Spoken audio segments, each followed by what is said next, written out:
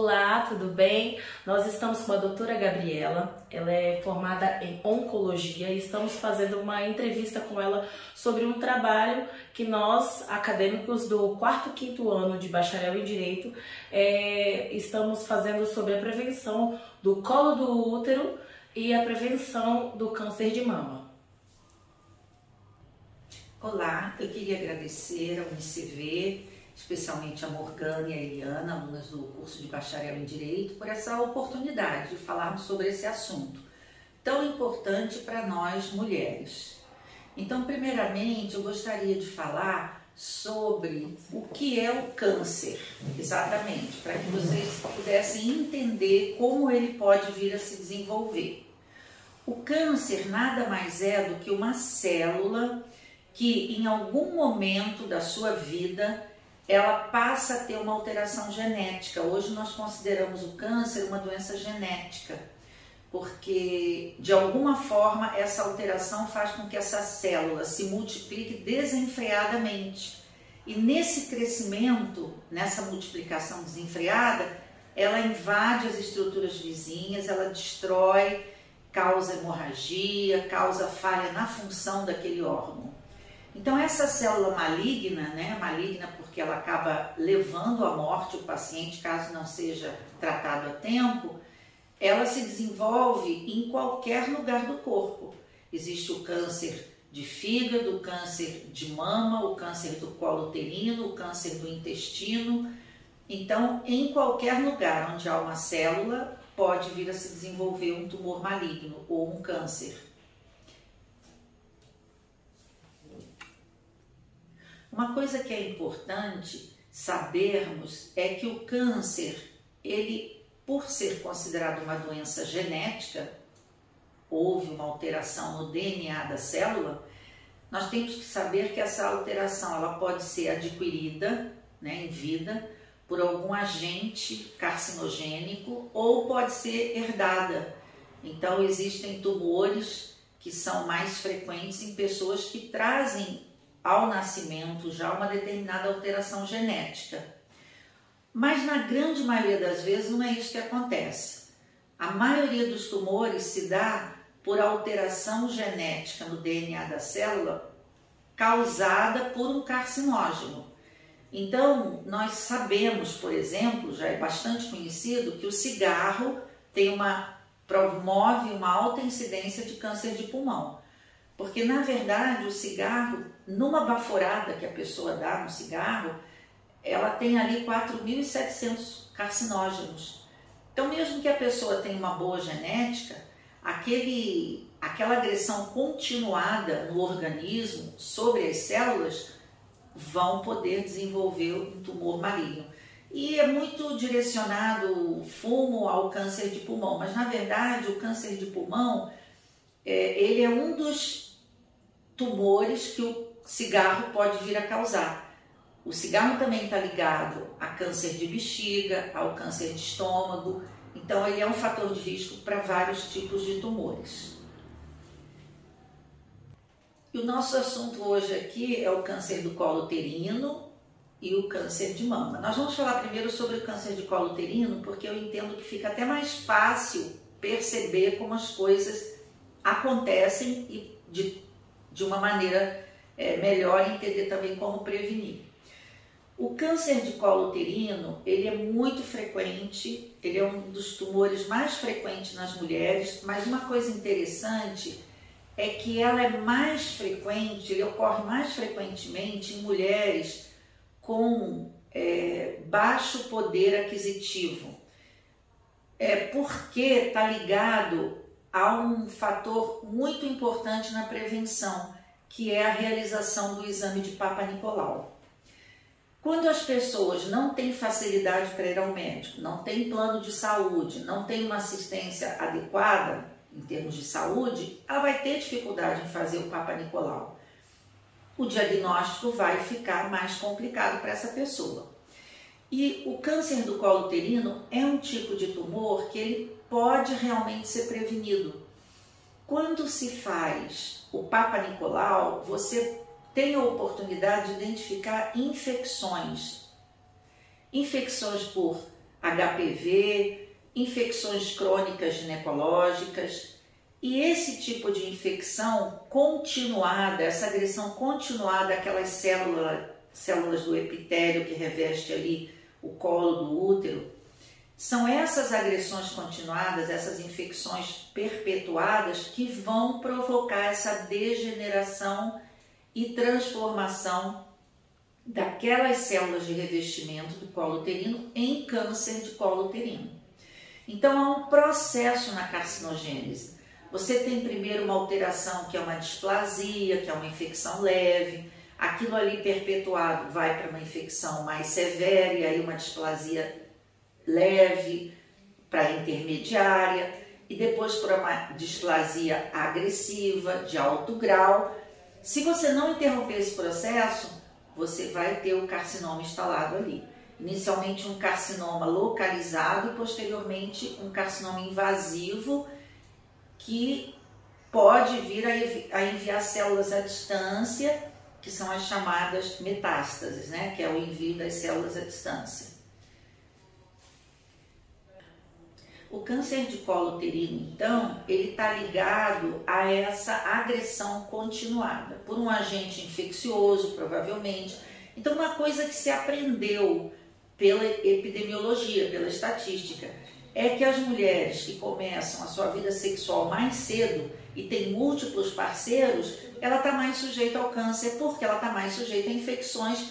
E se ela não fizer essa prevenção, esse cuidado, tratar essas infecções de forma rotineira, ela tem um risco maior de câncer de colo uterino.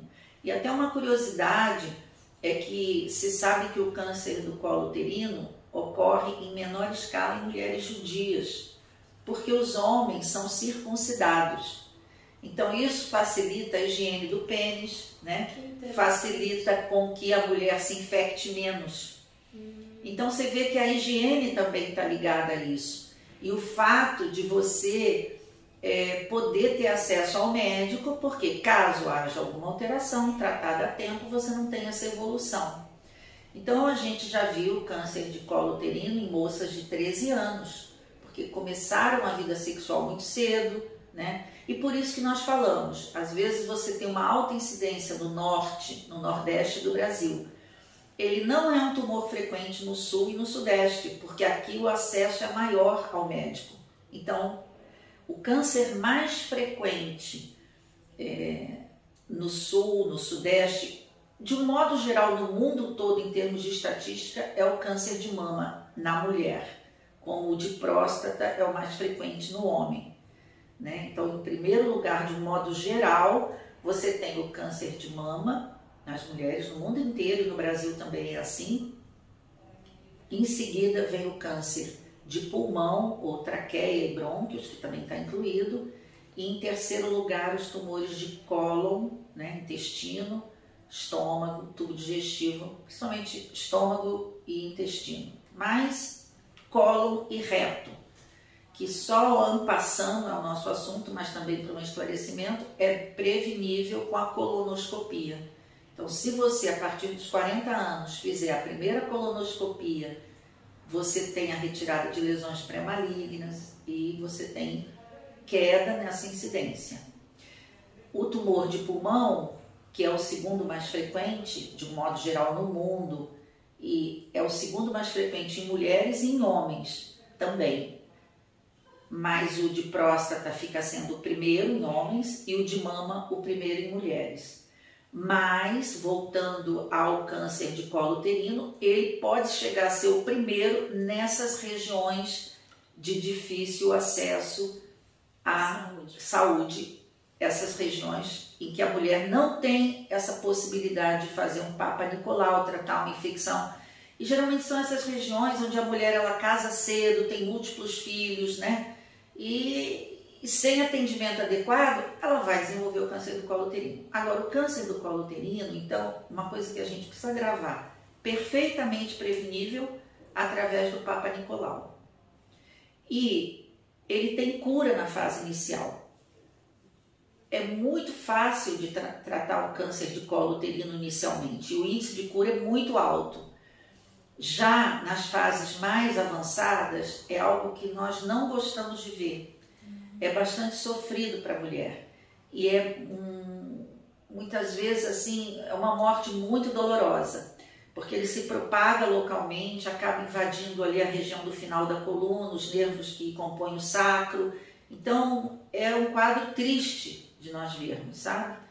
Muitas vezes precisa ser feito cirurgias grandes, né, com a retirada de útero, cólon, trompas. Então, eu acho que muito boa essa iniciativa de vocês de querer estabelecer um esclarecimento sobre o assunto para a educação, né, da população como um todo, né? Acho que basicamente sobre o câncer de colo uterino, essas seriam informações assim mais importantes. Não sei se vocês têm alguma pergunta especificamente sobre isso. Não, todas foram esclarecidas. Agora, em relação ao câncer de mama, é interessante, nós falamos muito da prevenção, mas a verdade é que nós não conseguimos prevenir o câncer de mama, porque ele não vem de uma infecção localizada que você pode interromper o processo. O que nós temos no câncer de mama é diagnóstico precoce.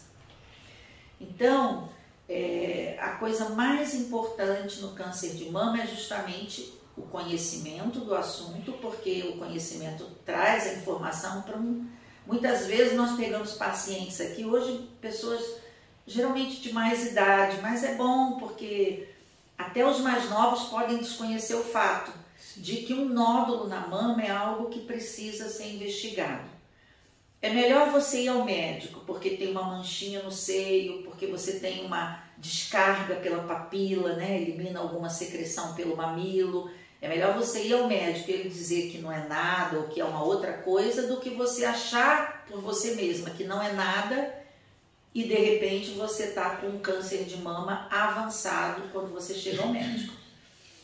Então, o melhor exame para ver o câncer de mama hoje, a gente sabe, em fases assim super precoces, é a mamografia combinada com ultrassom de mamas, né?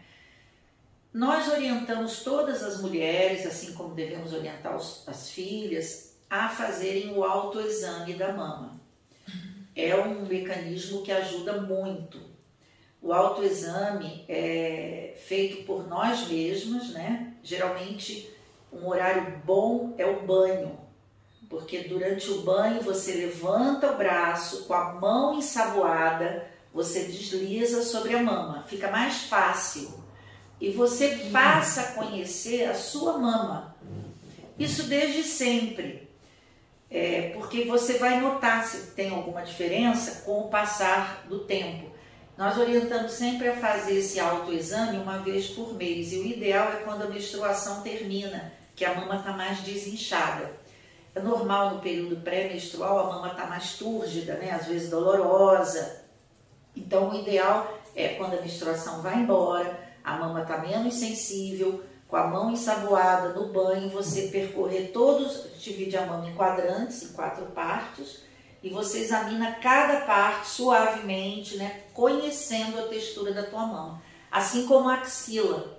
E a melhor maneira de você olhar a axila não é levantando muito a mão, aí você abaixa um pouco o braço para ela ficar mais macia, e você consegue ir lá no fundo, sem machucar, né, que a mama é um tecido sensível, mas você passa a conhecer a sua mão, de um lado e do outro. Então, o autoexame é importante.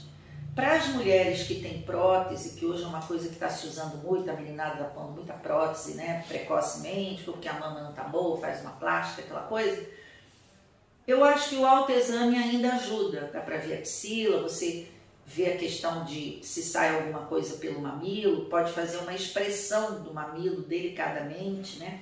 Depois eu vou até fornecer um folhetinho, se vocês quiserem ilustrar, tem alguns alertas, eu vou te fornecer esse bloquinho, e aqui tem uma parte mais detalhada. Mas uma coisa que também é importante nós sabermos é que, independente do autoexame, independente de se ter prótese ou não, a mama tem que ser examinada radiologicamente e por um especialista. Não há problema algum se você vai no teu ginecologista, você pedir que faça o exame da mama. Ele é um especialista, vai saber identificar. Para aquelas pessoas que têm história familiar de câncer de mama, a mãe já teve, ou a tia, as primas, às vezes só uma pessoa da família teve, mas bilateral, isso fala muito a favor de um risco aumentado, de talvez um componente hereditário herdado aí, né? E de alguma forma esse componente hereditário foi ativado pelos carcinógenos, provavelmente, que no caso da mama, a bebida alcoólica entra, o cigarro também, principalmente obesidade, o uso de comida muito gordurosa. Inclusive, uma coisa que se vê na estatística é que nos países desenvolvidos, você tem um índice de câncer de mama maior, porque é justamente que as pessoas vão para o fast food, comem muita gordura. Sim. Então, nos países menos desenvolvidos, onde as pessoas estão tendo aquela alimentação mais raiz, vamos dizer assim, né, mais natural, sim, o índice não é tão alto. Então, o câncer de mama você vê nos países mais desenvolvidos um índice maior. Uma outra coisa é que existem atitudes que ajudam a prevenir o câncer, como o fato de você comer 5 a 6 porções de frutas e verduras ao dia, o fato de fazer exercício, principalmente a caminhada, que é um exercício que todo mundo pode fazer. Então, são atitudes que fazem você diminuir o teu risco de câncer como um todo, e aí entra também o câncer de mama, né? E o câncer de mama, quando ele é precocemente visto, ele é curável. Então, a grande vantagem de você fazer o autoexame e a partir principalmente dos 40 anos, você passar a fazer a mamografia de rotina, quer dizer, anualmente, e sempre associada ao ultrassom. Porque a mama do jovem, da pessoa jovem, ela costuma ser uma mama densa. E isso, às vezes, a mamografia não consegue perceber muito certas alterações. A ultrassom vem a complementar. Então, fez 40 anos, obrigatoriamente passa a fazer mamografia e ultrassom anualmente. Pessoas que têm risco, você pode fazer uma primeira mamografia aos 35 anos e você passa a monitorar com ultrassom depois. Sim. Certo? Então, basicamente, todo o trabalho para o câncer de mama de prevenção é com diagnóstico precoce. Você não pode evitar, você pode ter um diagnóstico precoce. E o que se observa muito são microcalcificações. Quando você vê microcalcificação, é algo que você ainda não pode palpar. Por isso que a mamografia ela se torna imprescindível a partir de uma certa idade. Porque a tendência é você ter o câncer de mama a partir dessa faixa etária. Embora a gente também tenha visto câncer de colo de mama, eu já vi pacientes com 17 anos. Então, quando você tem uma criança, né, um adolescente com nódulo de mama, leve ao médico. Eu queria agradecer a oportunidade, a presença das 2 alunas e a faculdade. Obrigada a todos. Obrigada.